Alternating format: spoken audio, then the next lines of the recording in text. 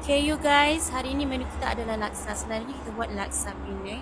Kita akan buat hari ni laksa lemak siam. Caranya mudah dan simple saja. Mula-mula kita akan blend ikan yang telah direbus. Saya gunakan ikan kembung. Kalau pasal ikan nak gunakan ikan kembung ataupun ikan selayang boleh saja. Selepas tu kita akan pindahkan kepada periuk multi cooker. So next kita akan blend bahan-bahan yang ni. Ada 1 inci kunyit hidup, sedikit lengkuas dan juga sedikit halia.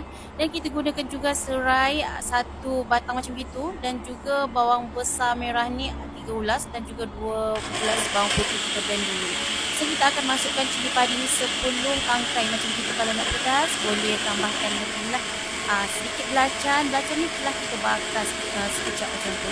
So kalau nak blend ni kena lama-lama sikit supaya bahan-bahan yang kasar-kasar tu dihancur. So kita blend lah ikan. Kalau tulang ikan ni kita akan tapis 2 kali tapis sebab yang penapis ni dia agak lubang dia besar. Kita tak nak tulang-tulang tu masuk termakan nanti bahaya kan.